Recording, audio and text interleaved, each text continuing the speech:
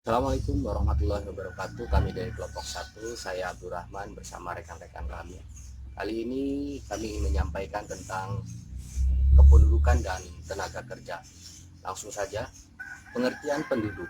Dalam arti luas, penduduk atau populasi berarti sejumlah makhluk sejenis yang mendiami atau menduduki tempat tertentu.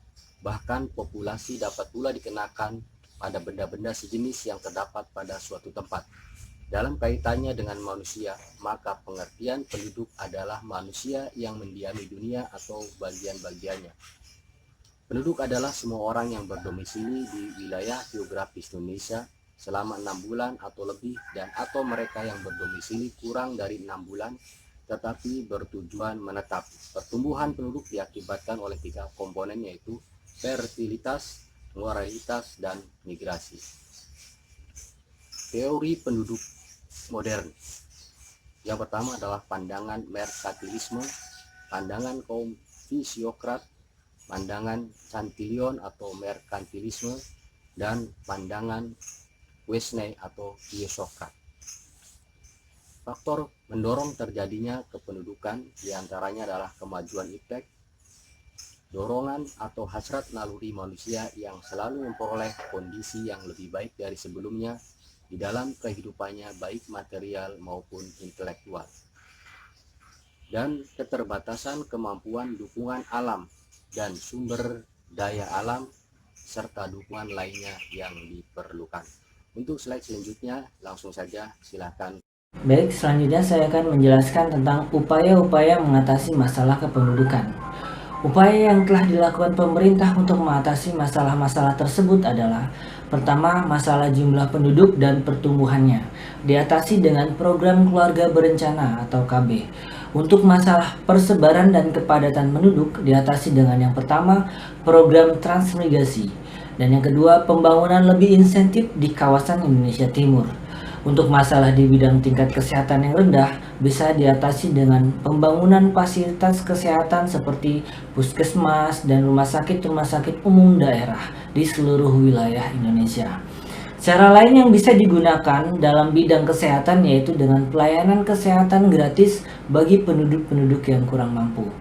Masalah tingkat pendidikan yang rendah diatasi dengan yang pertama, penyediaan fasilitas pendidikan yang lebih lengkap dan merata di semua daerah di Indonesia.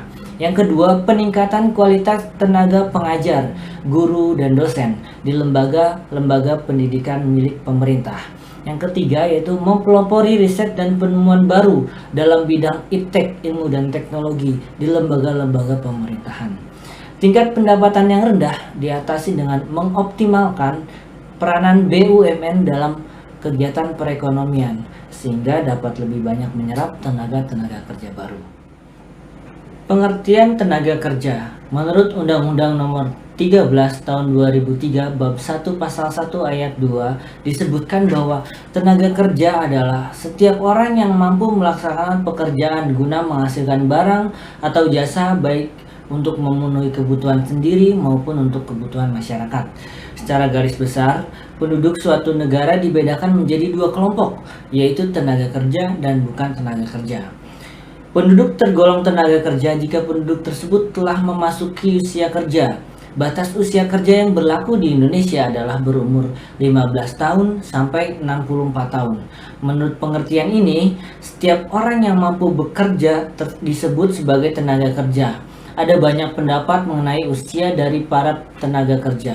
Ada yang menyebutkan di atas 17 tahun, ada pula yang menyebutkan di atas 20 tahun. Bahkan ada yang menyebutkan di atas 7 tahun. Karena menurut mereka, anak-anak di jalanan sudah termasuk tenaga kerja. Selanjutnya, yaitu tentang peranan penduduk dalam pembangunan ekonomi. Ada 4 aspek penduduk yang perlu diperhatikan negara-negara yang sedang berkembang, yaitu yang pertama, adanya tingkat perkembangan penduduk yang relatif tinggi, dan yang kedua, adanya struktur umum yang favorable. Yang ketiga, tidak adanya distribusi penduduk yang merata, dan yang keempat, tidak adanya tenaga kerja yang terlatih dan terdidik.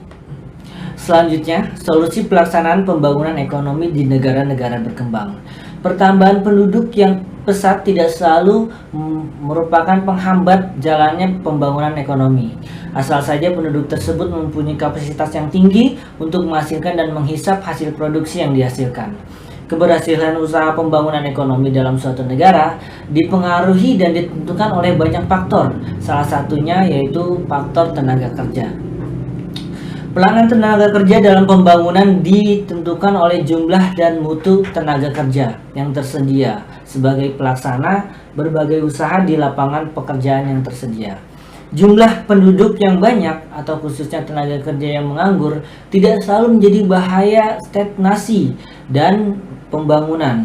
Tenaga kerja yang kurang produktif, terutama yang terpaksa menganggur, dapat dimanfaatkan dengan menciptakan lapangan kerja baru yang direalisasikan melalui berbagai proyek pekerjaan umum, sehingga tercipta lapangan pekerjaan merupakan suatu tujuan dari pembangunan ekonomi suatu negara berkembang. Demikian penjelasan dari saya, selanjutnya akan dijelaskan oleh Pak Abdurrahman. Terima kasih. Baik Pak Soleh, terima kasih. Saya koreksi sedikit, bersama saya Mursito, tema kependudukan dan tenaga kerja. Saya lanjutkan. Klasifikasi tenaga kerja. Klasifikasi tenaga kerja terbagi menjadi 3. 1. Berdasarkan penduduknya. 2. Berdasarkan batas kerja atau usia seseorang untuk bekerja, dan yang terakhir berdasarkan kualitasnya seseorang. Klasifikasi berdasarkan penduduknya. Tenaga kerja adalah seluruh jumlah penduduk yang dianggap dapat bekerja dan sanggup bekerja jika tidak ada permintaan kerja.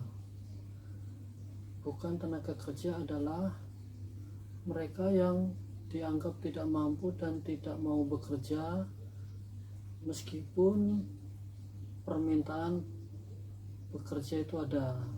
Yang kedua, klasifikasi tenaga kerja berdasarkan batas kerja. Angkatan kerja adalah penduduk usia produktif yang berusia 15 tahun sampai dengan 64 tahun yang sudah mempunyai pekerjaan tetapi sementara tidak bekerja, maupun yang sedang aktif mencari pekerjaan.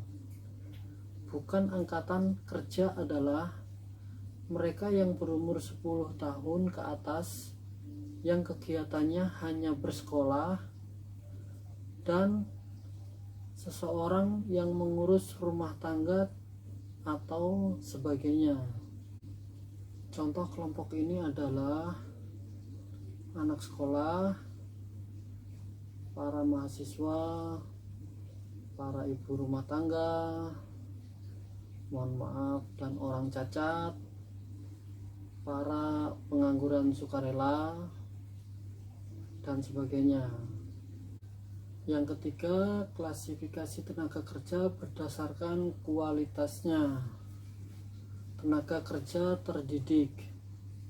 Tenaga kerja terdidik adalah tenaga kerja yang memiliki suatu keahlian atau kemahiran dalam bidang tertentu dengan cara sekolah atau pendidikan formal dan non-formal. Contohnya pengacara, dokter, guru, dan lain-lain.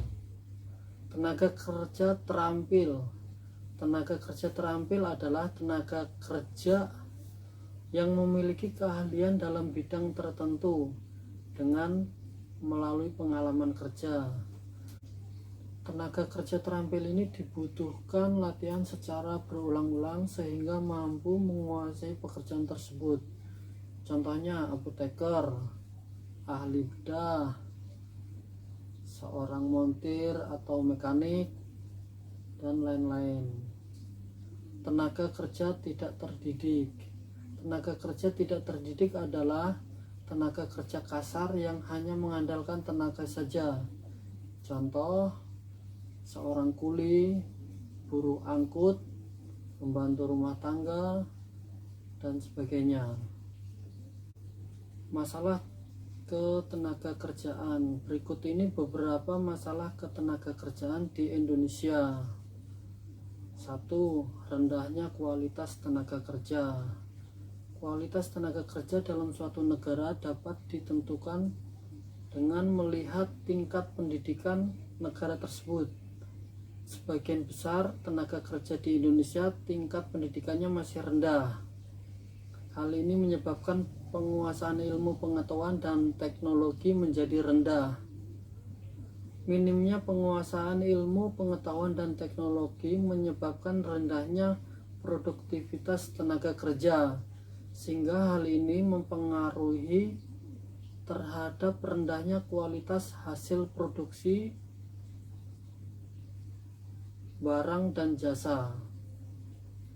Yang kedua, jumlah angkatan kerja yang tidak sebanding dengan kesempatan kerja. Meningkatnya jumlah angkatan kerja yang tidak seimbang atau yang tidak diimbangin oleh perluasan lapangan kerja akan membawa beban tersendiri bagi perekonomian. Angkatan kerja yang tidak tertampung dalam lapangan kerja akan menyebabkan pengangguran. Padahal harapan pemerintah semakin banyaknya jumlah angkatan kerja bisa menjadi pendorong pembangunan ekonomi. Yang ketiga, persebaran tenaga kerja yang tidak merata. Sebagian besar tenaga kerja di Indonesia berada di Pulau Jawa, sementara di daerah lain masih kekurangan tenaga kerja, terutama untuk sektor pertanian, perkebunan, dan kehutanan. Dengan demikian, di Pulau Jawa banyak terjadi pengangguran, sementara di daerah lain masih banyak sumber daya alam yang belum dikelola secara maksimal. Keempat, pengangguran itu sendiri. Terjadinya krisis ekonomi di Indonesia banyak mengakibatkan industri di Indonesia mengalami gulung tikar. Akibatnya banyak pula tenaga kerja yang berhenti bekerja. Selain itu, banyak perusahaan yang gulung tikar mengakibatkan semakin sempitnya lapangan pekerjaan. Demikian presentasi dari kelompok 1. Saya rasa materi yang sudah kita sampaikan dapat menjadi ilmu bagi teman-teman, dan jika ada pertanyaan silahkan disampaikan di grup WhatsApp. Demikian, terima kasih. Assalamualaikum warahmatullahi wabarakatuh.